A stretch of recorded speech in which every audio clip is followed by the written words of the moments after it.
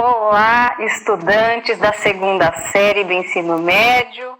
Eu sou a professora Luíse Coutinho e hoje a gente vai ter uma aula sobre a formação dos estados absolutistas europeus. E para mediar o nosso chat aqui na nossa aula de hoje, nós temos a presença da professora Janaína Jardim. Tudo bem, Janaína? Tudo bem, professora Luíse. Boa tarde.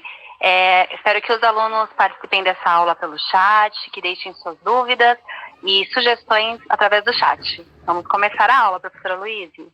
Então, vamos embora. Então, para a gente começar a nossa aula, a gente precisa saber o que a gente vai aprender, quais são os objetivos da aula de hoje. Então, na tela vai aparecer para vocês agora quais são os nossos objetivos, tá? Então, primeiro é apresentar o contexto social, político e cultural que favoreceu a formação das monarquias europeias, né?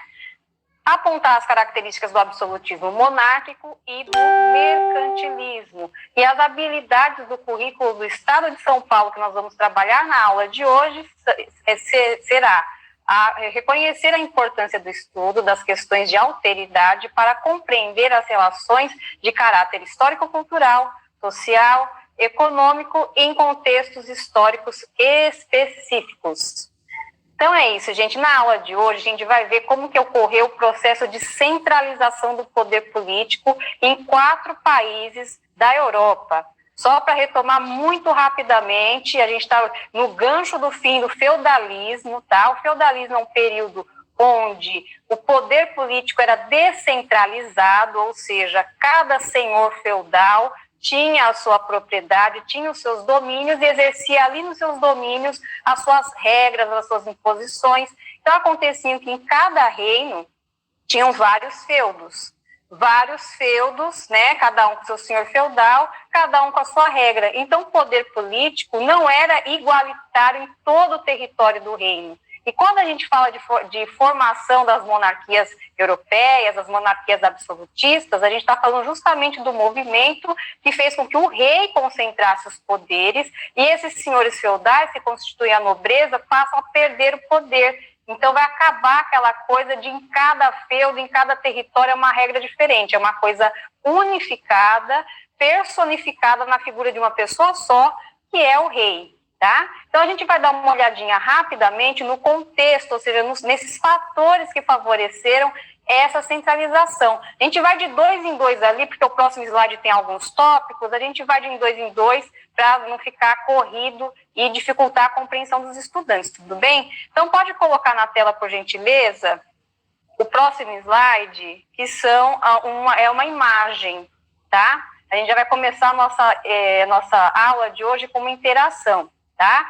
Então, antes da gente ver o contexto ali da formação das monarquias, a gente vai já começar com uma interação para esquentar, para ambientar vocês, tá? Então, vocês vão ter um minutinho aí para observar essa imagem. Olha só, quem são os personagens retratados nesta cena? Vocês vão indicar no chat aquela impressão que vocês vão ter ao analisar esta obra, beleza? A gente se encontra daqui um minutinho, gente.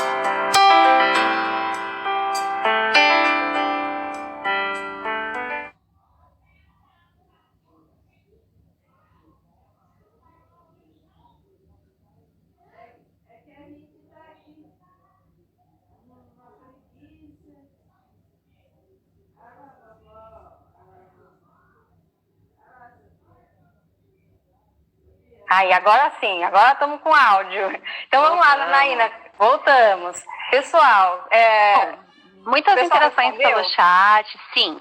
várias pessoas responderam. Você quer que eu leia agora, professora Luíse? As respostas a gente aguarda. Vamos dar uma seguradinha. Eu já estou olhando aqui, Janaína, algumas interações dos alunos. Nós vamos ficar bem, vamos deixar eles com suspense para saber se eles acertaram ou não, tá? Tá ótimo. Então vamos daqui aguardar. a pouco a gente dá, isso, já daqui a pouco a gente dá a devolutiva, tá? Então, como eu estava falando para vocês, a gente vai ver agora o contexto, né, dessa centralização do poder político aí. Então, olha só, na tela para vocês. Então, vamos de 2 em 2, como eu tinha falado, para não sobrecarregar aí o entendimento dos estudantes, tá? Então, o primeiro contexto é o renascimento comercial e urbano, tá? Então, lá no finalzinho da Idade Média, no finalzinho do feudalismo, o que a gente teve? A gente teve um processo de aumento populacional, né? Durante o feudalismo não existiam muitas guerras, não existiam muitos conflitos, né? A população vivia da agricultura de subsistência, e isso traz uma certa tranquilidade que acaba se transformando em aumento populacional. Mas vamos combinar que o feudo não aumenta junto com a quantidade de pessoas. Então, se um feudo tinha 50 pessoas, ou 100, ou 500, ou 1.000, né? Essa quantidade vai crescendo, né? Porque famílias vão se formando, vão deixando descendentes, só que a propriedade feudal continua do mesmo tamanho, né? Então, imagina aí a sua casa que tem um número X de metros quadrados. Se tiver 5 pessoas vivendo, tá beleza. Mas se tiver 15, vai começar a ficar apertado. Se tiver 50, então piorou.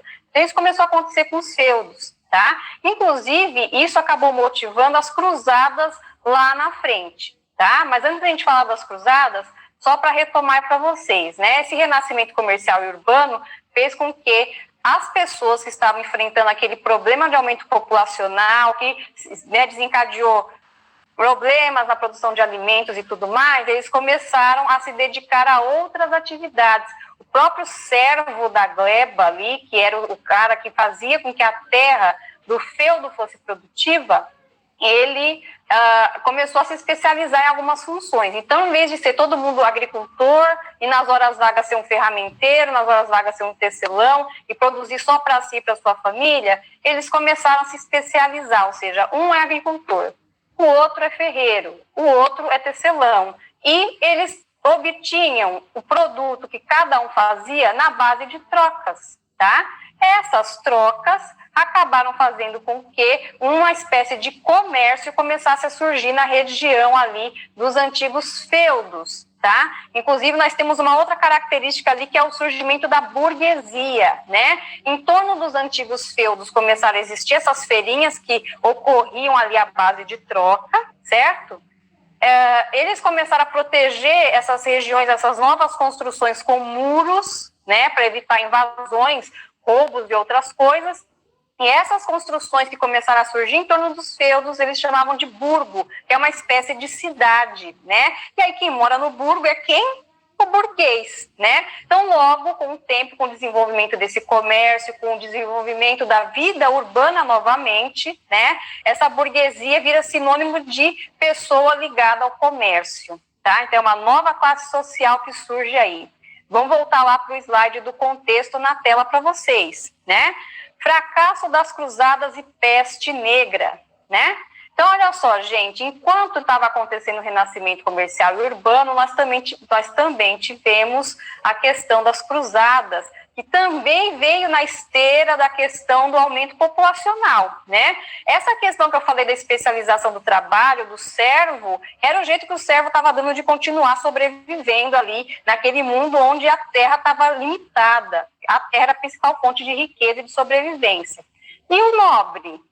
Como é que o nobre faz, né? Então, a nobreza ali já estava vivendo uma situação que tinha filho de senhor feudal que não tinha feudo para herdar do pai, né? Já tinham cavaleiros que não tinham como, né, prestar serviços para outros senhores feudais em troca de benefícios. Então, o que eles começaram a pensar? Precisamos de mais terras. A Europa já está toda dividida em reinos, não tem mais para onde se expandir, então a gente vai buscar em outro lugar esse território, né? Então, lá em 1096, né, o Papa Urbano II, se aproveitando, né, da invasão dos muçulmanos na Terra Santa, né, Jerusalém, convoca a população para as cruzadas, tá? Então, a nobreza europeia, a nobreza guerreira, sai da Europa, vai lá para Jerusalém, tenta tomar aquele território ali, tá? Só que as cruzadas levaram muito tempo, nós tivemos cerca de 12 cruzadas aí do século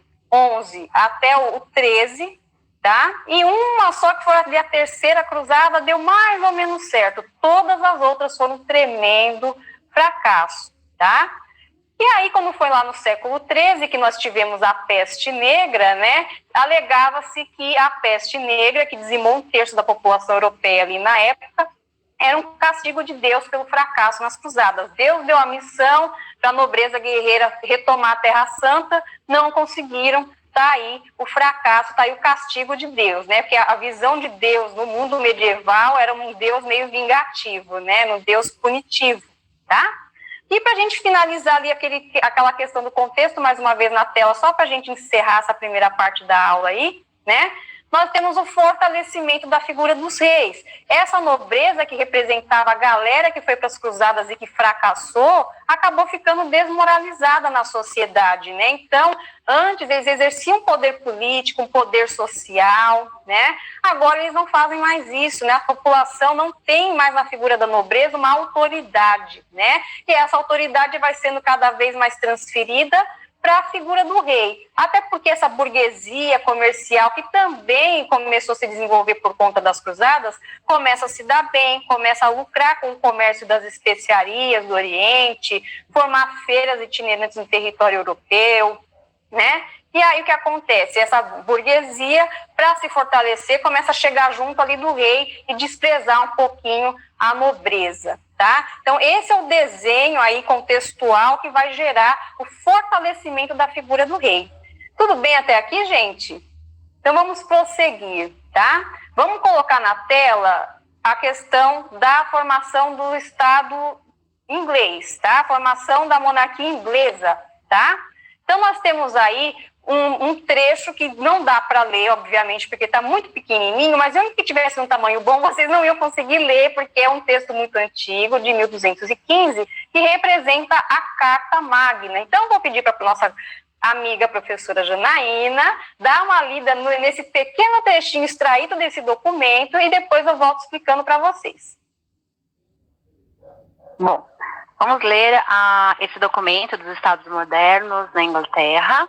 A Batalha de Hastings, 1066, Magna Carta, 1215, como reação ao reinado de João Sem Terra, limitando os poderes do rei na Inglaterra.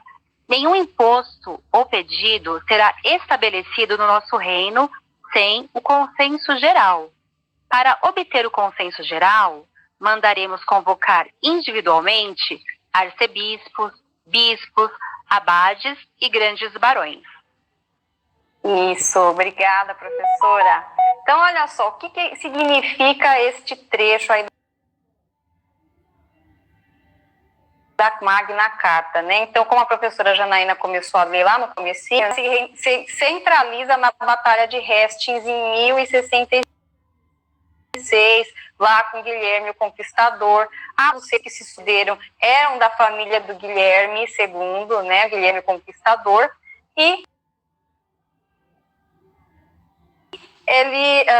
esse processo acabou fazendo com que a questão do feudalismo, que distribui as terras para a sua nobreza, seus parceiros, se desenhasse. Mas desde muito cedo a Inglaterra demonstra o poder político, né? Esse trechinho que a professora Janaína leu para a gente, que é um trechinho da Magna Carta, demonstra que a nobreza está meio que colocando rédea ali no rei, tá? Então, apesar de a gente ter esse desenho feudal de temos um rei e temos uma nobreza, e a nobreza, né, tem poder nos seus domínios, essa nobreza não queria exercer esse poder de uma forma descentralizada, tipo, eu mando no meu feudo e você manda no seu. Não, eles queriam que o rei tivesse um protocolo ali, né, de ações dentro do reino da Inglaterra, ao qual todo o resto da nobreza deveria obedecer também. E é isso que a Magna Carta representa. Então, esse trechinho que foi lido aí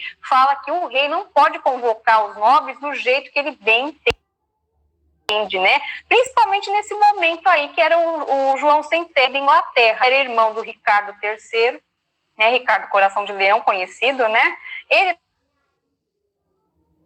estava lá nas cruzadas, aquela cruzada que eu falei que deu mais ou menos certo, né? Ele deixa o irmão dele governando ali o reino da Inglaterra. Só que o João Sem Terra, gente, foi um desastre a gestão dele, porque ele também queria conquistar terras ali na região europeia, conquistar mais feudos, mais terras, então ele estava sempre se envolvendo em guerras, ele não tinha aquele mando, aquele poder, perdidas, né? As batalhas eram sempre perdidas, por isso que ele ficou conhecido como João Sem Terra, porque em vez de ele ganhar, ele só perdia. E a cada derrota que a Inglaterra sofria nessas guerras, né, ele voltava, né, o João Sem Terra voltava com a população, aumentando os impostos, porque precisava compensar os prejuízos. Aí não dá, né? Então a nobreza se junta e fala assim, ô João Sem Terra, vamos obedecer aqui esse documento que não dá para você fazer o que bem entende, tá? Então parece que é um movimento meio contrário a esse processo da centralização, né? Porque o rei parece que está enfraquecido diante da nobreza, mas não é. A nobreza está exigindo do rei uma postura de unificação, tá? Beleza até aqui? Então vamos ver agora o exemplo da formação da monarquia espanhola e portuguesa lá na Península Ibérica. Vamos lá? Próximo slide. Então tá na tela para vocês aí, né? Então, esse mapa, gente, ele mostra o processo da reconquista, tá? Reconquista foram quando os ibéricos, ali as pessoas dos reinos que constituíram a Península Ibérica, tiveram que fazer para reconquistar as terras que tinham sido ocupadas pelos muçulmanos, tá? Cada cor que vocês estão vendo aí representa uma etapa dessas guerras de reconquista. Então, primeiro foi na parte amarela, lá no século X, depois as partes mais alaranjadas, no século XI, no século XII a parte marrom, até chegar na parte verde, que é lá a pontinha, já no século XV, tá? Então, foram 500 anos de luta contra os muçulmanos, né? À medida que eles foram conquistando esses territórios, eles foram se consolidando, e aí gerou-se a formação de 3 reinos aí, tá? A parte da Espanha ficou como Reino de Leão e Castela, e a parte de Portugal, ali por Afonso Henriques, formou o Condado Portucalense, que virou o país Portugal posteriormente, tá? E a partir do momento que essa monarquia, tanto nos reinos de Leão e Castela, como no Condado Portucalense, se centralizam, aí eles começam a exercer toda uma política econômica que a gente vai chamar aí de absolutismo. Beleza? Então vamos para o próximo slide. Na tela, por gentileza. Absolutismo monárquico, tá aí, tá? Então essas monarquias que se formaram, né, elas tinham uma mesma característica de postura de governo mesmo, né? Então, como a gente já viu lá no comecinho da aula, centralização, formação das monarquias significa centralização do poder na figura do rei. Como é que o rei vai exercer esse poder, gente? Então tá lá, o rei concentra os poderes político e militar, ou seja, ele que mandava no reino, se tivesse guerra, ele que convocava, se ele desistisse da guerra, ele que declarava paz, né? Nomeava e demitia funcionários, ordenava prisões e aplicava sentenças, ou seja, o poder judiciário era o rei também, tá? E estabelecia o valor dos impostos, convocava exércitos e declarava guerras. Então, vocês percebem que é um acúmulo, né, gente, de funções desse rei. Parece que é o rei ocupadíssimo, nossa, coitado do rei. Muita coisa para ele cuidar, meu Deus, será que alguém ajuda ele? Então parece que é ruim esse processo, mas na verdade para um rei é excelente, porque significa que todo o poder político no reino dele está nas mãos dele, tá? Isso para o rei é bom, mas para a população é muito ruim, porque o rei que tem todo o poder nas mãos e não tem nenhum órgão acima dele que fiscaliza esse poder, tende a ser um rei abusivo.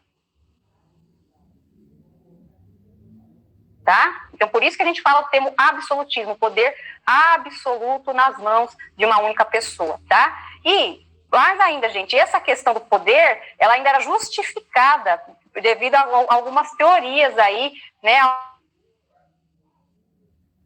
alguns escritores que falavam assim, não está certo esse sistema de absolutismo, o rei tem o direito de exercer esse poder sim. Olha aí na tela, né? Então, olha as justificativas teóricas. O primeiro cara que, né, começou a falar, né, que o rei tinha o direito de ser absolutista foi o Jacques Bossuet, tá? O Jacques Bossuet, ele era uma pessoa do clero e ele criou a teoria dele baseada nas escrituras, ou seja, na Bíblia, né? Ele é o criador da teoria do direito divino dos reis. Então, para o Bossuet, o poder do rei vem de Deus. Como representante de Deus na terra é infalível, ou seja, o rei nunca erra, né? Se você desobedecer ao rei, ou seja, cometer o crime de lesa majestade, você vai ser considerado um traidor, né, do seu reino, traidor do rei e adivinha, né? Você vai estar traindo a vontade de Deus, então você estará cometendo um sacrilégio, um pecado, né? Se você desobedece ao rei. Então o rei vai falar assim, olha, o imposto era X, amanhã vai ser XX, pague. Você não tem XX, você não vai poder argumentar que você é pobre, que você é camponês, que você não tem como arcar com aquele imposto, você vai ter que obedecer fielmente, porque desobedecer ao rei significa desobedecer a Deus. Olha o problema, né? Vamos ver o outro teórico que também justificava o poder absolutista na tela, Thomas Hobbes, tá? O Thomas Hobbes escreveu um livro chamado O Leviatã, que dizia o seguinte, para evitar o ímpeto destrutivo dos homens, porque o homem é lobo do homem, a humanidade decidiu transferir o poder individual a um homem, né? Ou a um grupo, reduzindo todas as vontades a uma só vontade. Olha só, gente. Então, o que é que o Thomas Hobbes está dizendo? Se deixar a humanidade por conta e risco, cada um faz o que quer, vira uma bagunça total, né? E a gente não pode deixar acontecer isso, porque isso vai levar ao fracasso do reino, ao fracasso da sociedade. Então, a gente precisa centralizar o poder, né? Essas vontades individuais na figura de uma única pessoa, para que a vontade dessa única pessoa seja a vontade geral. Olha aí, é a expressão clara do que é o absolutismo. Tá claro, gente? Então, ó, vamos ver se vocês estão lembrados ainda da figura ali mostrada no começo da aula, né? Vamos voltar agora lá no slide 9 de novo. Quem são os personagens? Aí.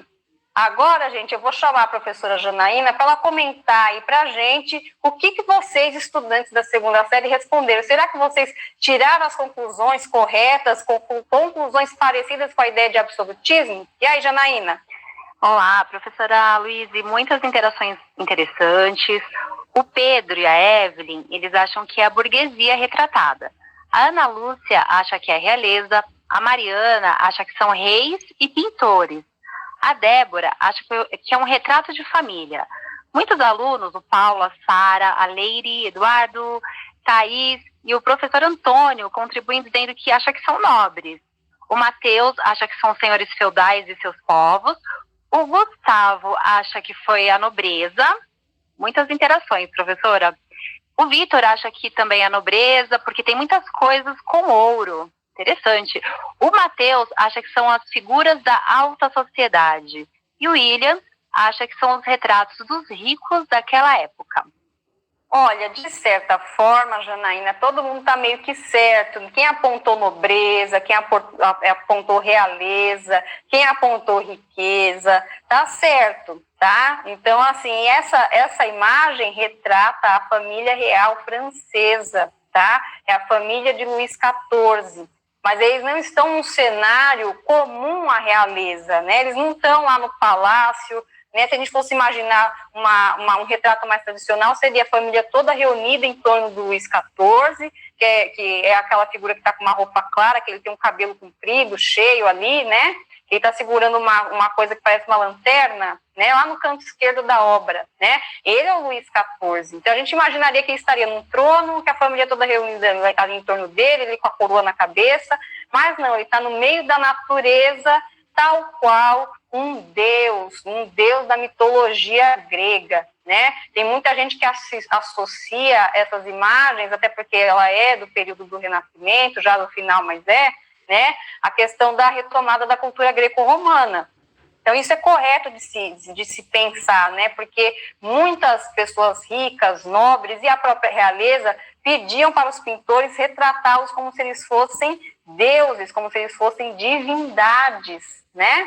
Então, essa imagem mostra bem o retrato que o rei gostaria de passar, ou seja, a impressão que ele gostaria de passar para a população, de que eu sou uma espécie de divindade. Você não deve me respeitar apenas como uma autoridade política, você deve me respeitar como um Deus, me obedecer e, quem sabe, até me adorar como se eu fosse um Deus. Então, era para que o poder desse rei fosse inquestionável. Beleza, gente? Então, agora a gente vai ver como que esses reis exerciam esse poder no campo econômico, certo? Vamos para o próximo slide. Isso, mercantilismo. Então, olha só, gente, na política absolutista, política econômica, né, a gente tem o mercantilismo, que é um sistema econômico baseado nesse tripé que vocês estão vendo aí na tela. O primeiro, né, a primeira base é o metalismo, tá? O metalismo nada mais é do que acumular metais preciosos como ouro e prata nos cofres reais, né? Então, quanto mais ouro e prata tiver acumulado nos cofres do rei, mais rico é esse país. Lembrando que na época não existia papel moeda como a gente tem hoje, o cartão de crédito, nada disso. Os dinheiros eram feitos com ouro e com prata. Tá? Então, as moedas, para o dinheiro circular, precisava ter ouro e precisava ter prata. Então, quanto mais tem, mais rico o país é. Tá?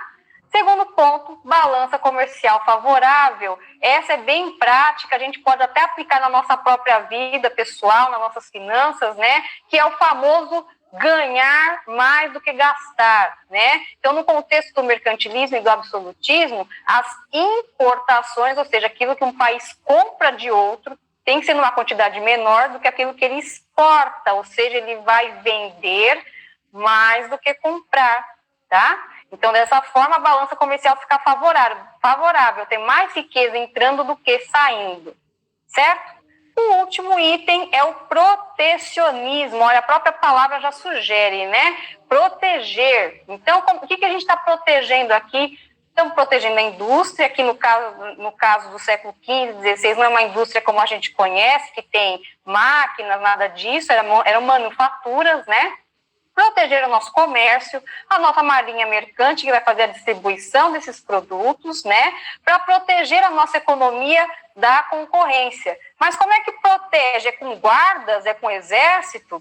Não, é uma proteção econômica, tá? Então, só para vocês terem uma ideia, é muito simples, porque isso também é aplicado até hoje. O que justifica um produto importado ser mais caro do que um produto nacional? Às vezes o produto nacional, ele tem uma qualidade maior do que o produto importado, dependendo do que for. Mas esse produto importado é mais caro. É só porque ele é feito fora? Não, gente. O que acontece? Um produto que vai vir de outro país para entrar no nosso país tem que pagar taxas. O pessoal que já fez compra pela internet, em alguns sites internacionais, sabe do que eu estou falando, né? Você vai comprar lá o valor, é um valor, né, razoável, mas aí tem a questão do dinheiro, né, que você tem que converter para a moeda do país que você está comprando. Tem uma taxinha lá que eles falam que é uma taxa alfandegária, né?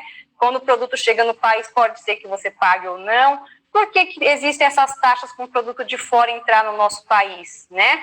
Para que esse produto não seja tão barato, de forma que é mais barato você comprar o de fora do que o daqui, porque aí o cara que produz aquele mesmo produto nacionalmente sai prejudicado. Então, você coloca o imposto lá em cima desse produto importado para ele ficar mais caro, para você dar preferência para o produto nacional, que é mais barato. Nem sempre os países conseguem praticar esse protecionismo. Quer ver? Vamos para a próxima interação que a gente vai ter ali, que é o exercício, o slide 11. Isso, beleza. Então, olha só, gente, protecionismo ontem e hoje. Então, para a gente entender o que é esse protecionismo, vocês vão localizar aí um objeto que esteja perto de você e você vai ver onde esse produto foi feito, tá? Pode ser a sua própria roupa, tá? Olha a etiqueta, em que país ele foi feito? E aí você aponta no chat, é China, é o quê? Tá? Vocês vão ter 2 minutos para localizar aí e a gente já volta.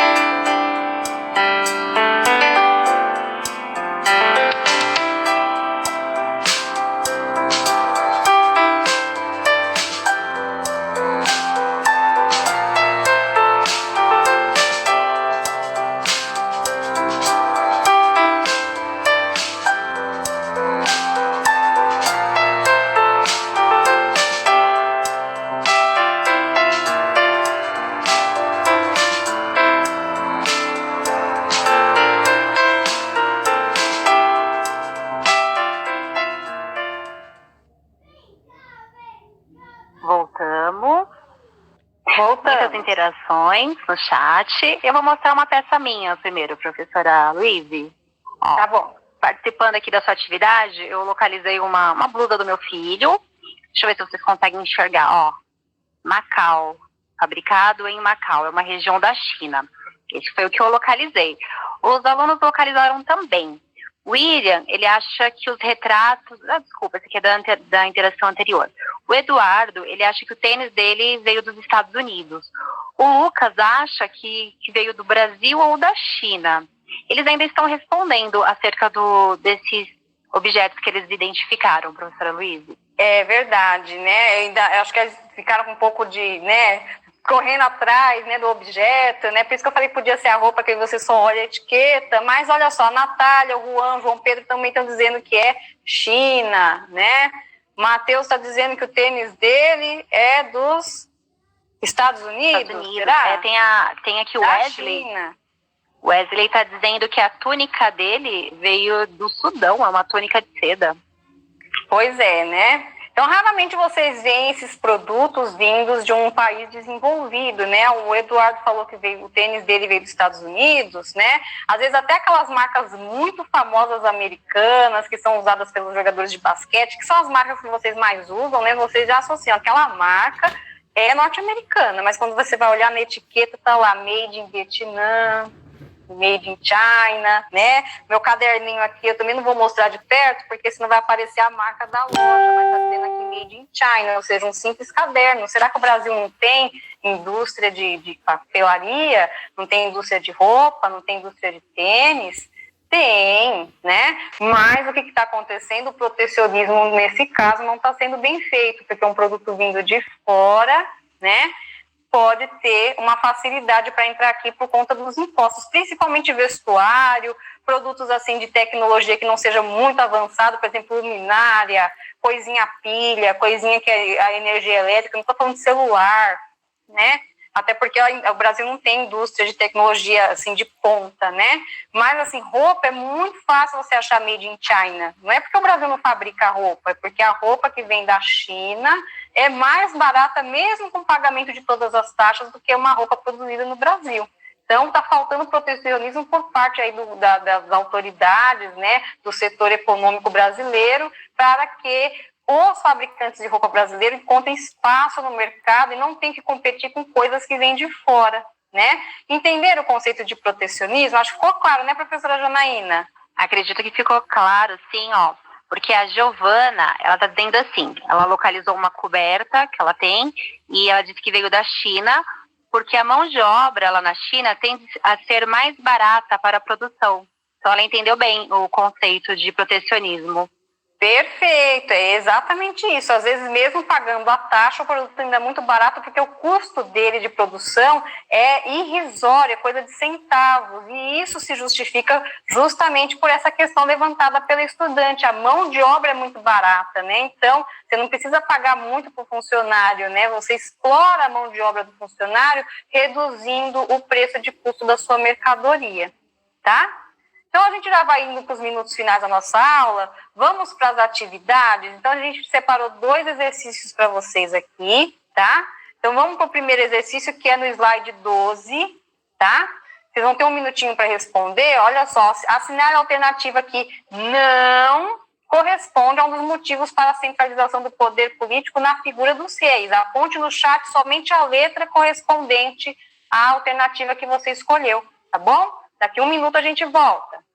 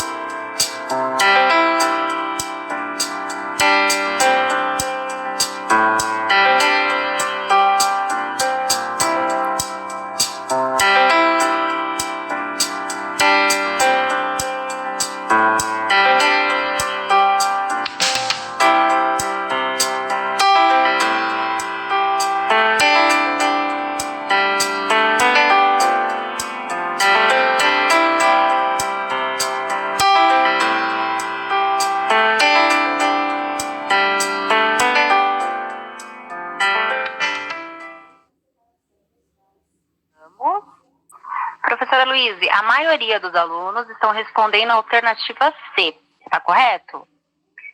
Alternativa C, vamos ver, né? Vamos passar para o próximo slide que vem logo a seguida com a correção. Vamos pôr na tela. Então, olha só, gente, quem colocou C, parabéns, acertou, tá? Então, olha só, a alternativa que não corresponde a um dos motivos para a centralização do poder é o êxito dos cristãos europeus nas cruzadas, dando origem ao surgimento de vários novos reinos. Eu falei muitas vezes no começo da aula que as cruzadas foram um fiasco, né? Não deram certo, então não tem como falar em êxito dos cristãos. Então, a própria resposta já é gritantemente incorreta, né? Facilitando bem o entendimento e o acerto aí do pessoal. Aquela coisa vai por eliminação, né? Vamos para a nossa proposta, então, de atividade complementar, já que a gente já está nos minutinhos finais aí da aula, né? Então, olha só, atividade complementar, essa daí vocês vão fazer no caderno, em casa, com toda a calma e, claro, não se esqueçam de mostrar depois os resultados da pesquisa de vocês para o seu professor de história, para os seus outros colegas de turma, tá? Para reforçar o aprendizado. Então, olha só, a gente falou da centralização do poder político, por parte da Inglaterra, por parte de Portugal e Espanha, tá? É o outro exercício, já para a gente finalizar, pessoal, atividade complementar. Né? E a gente vai ver agora com a atividade complementar, agora sim, né? A questão da centralização do poder político na França, tá? Então, o poder político na França também passou por um processo de centralização que durou muito tempo, inclusive envolveu uma guerra, que é a Guerra dos 100 Anos, tá? E tem um personagem histórico que vocês muito provavelmente já ouviram falar, que é a personagem da Joana d'Arc, né? Ela foi determinante aí na questão da Guerra dos 100 Anos, tá? Então, olha só, a gente tem uma proposta de atividade para vocês. Quem estiver vendo pelo celular essa aula, pelo aplicativo, dá o print da tela, tá? Para vocês pegarem as instruções com calma e fazerem aí depois, tá? Então, no caderno de vocês vão registrar os resultados da pesquisa sobre a formação da monarquia francesa. Para nortear essa pesquisa, vocês vão seguir o seguinte roteiro, tá? Primeiro, o papel do rei Filipe Augusto, 1180 a 1223. Então, esse cara foi que deu o pontapé inicial na questão da centralização do poder político, tá? Aí, gente, vocês vão ver o que ele fez, né? Por que ele foi importante, quais medidas que ele tomou que levaram aí ao processo de centralização, tá? Depois nós temos lá o rei Luís IX, né? O rei Luís IX também deu prosseguimento nesse processo, então provavelmente ele tem lá as medidas que ele tomou, que foram trazendo o poder mais para perto da figura do rei, e vocês vão levantar aí nessa pesquisa quais foram as medidas, qual foi o papel desse rei Luís IX nesse processo todo, tá? Depois vocês vão entrar na questão da Guerra dos 100 Anos, né, que foi uma guerra entre França e Inglaterra, tá? Vocês lá, ao fazer essa pesquisa, vocês vão ver que França e Inglaterra tinham relações próximas lá atrás, até antes do processo, né, de centralização da Inglaterra. E quando chegou esse momento em que os reis franceses foram trazendo para si o poder político, aí a Inglaterra começou a não gostar muito da ideia, né? E aí o conflito veio. E um dos personagens centrais desse conflito é a Joana d'Arc. Então, quando vocês forem fazer lá a mini biografia da Joana d'Arc, vocês vão ver, né, de onde ela veio, né, o histórico dela, e como que ela entrou, né, uma menina ali de 19 anos entrou num conflito tão grande quanto foi a Guerra dos 100 Anos, qual foi o papel dela, qual foi o destino, né, como que foi o desfecho da participação dela nesse conflito, e o próprio desfecho também da Guerra dos 100 Anos, tá? A gente não pode se esquecer, pessoal, que toda vez que nós estamos fazendo uma pesquisa histórica, a gente tem que se imbuir da chamada atitude historiadora, né? A gente tem que fazer ali o papel de historiador, de pesquisador, que é quase como um detetive, né? Então, vamos colocar o próximo slide, que tem lá uma tabelinha da atitude historiadora, por gentileza. Aí... Então, olha só, gente, quando vocês forem fazer a pesquisa aí da Joana d'Arc, né, da Guerra dos 100 Anos, da centralização francesa, primeiro, planejem e organizem. Então, o próprio roteiro já traz essa ideia de planejamento aí para vocês, tá? Então, ó, primeiro, vocês já vão pegar os itens da pesquisa, vão naquela ordem, porque tá na cronologia, tá? Escolham um objeto de pesquisa, essa parte vocês não vão precisar fazer, porque eu já fiz. O objeto de pesquisa são aqueles 4 itens a serem pesquisados, né? Identificar, selecionar e comparar. A partir do tema, vocês vão identificar as fontes, né? São documentos, né? Como a Carta Magna, são imagens, né? Quais são as fontes históricas mais adequadas para contar essa história da centralização política da monarquia francesa. Interpretação e análise, investigar as fontes selecionadas, interpretando cada detalhe para a construção de suas hipóteses, levando em consideração o contexto da época estudada, né? E por último, a conclusão. Anota os resultados obtidos e apresente-os conforme solicitado, né? Aí no caso da nossa aula de hoje, eu estou pedindo para vocês, aí a título de pesquisa, realizarem esse trabalho e depois compartilhe com seu professor de história, o professor lá da sua escola, compartilhe com seus colegas, né? No chat do nosso aplicativo do Centro de Mídias, vocês têm contatos com outros estudantes de outras escolas, né? Então é interessante vocês fazerem essa interação, né? Agora, como se fosse uma grande escola, toda, né, a nossa rede estadual aqui reunida no Centro de Mídias, né? Então vocês têm a oportunidade de ampliar aí o horizonte de vocês, os contatos de vocês e ter uma rede maior de transmissão do conhecimento. Certo, gente? E aí, professora Janaína, como é que foi a aula? Gostou? Muito obrigada por me convidar para essa aula, aprendi bastante. Os alunos estão colaborando muito, os professores também que participaram da aula, agradecemos demais vocês, né? Vocês são extremamente importantes para que essa aula ela tenha sentido, para que ela faça sentido. E eu estou aqui acompanhando algumas informações pelo chat, eles continuam respondendo e falando sobre Joana d'Arc, né? Eles ficaram bem interessados, acho até interessante vocês pesquisarem mais sobre essa figura histórica. E é isso, agradeço por estar aqui nessa aula com vocês. Então tá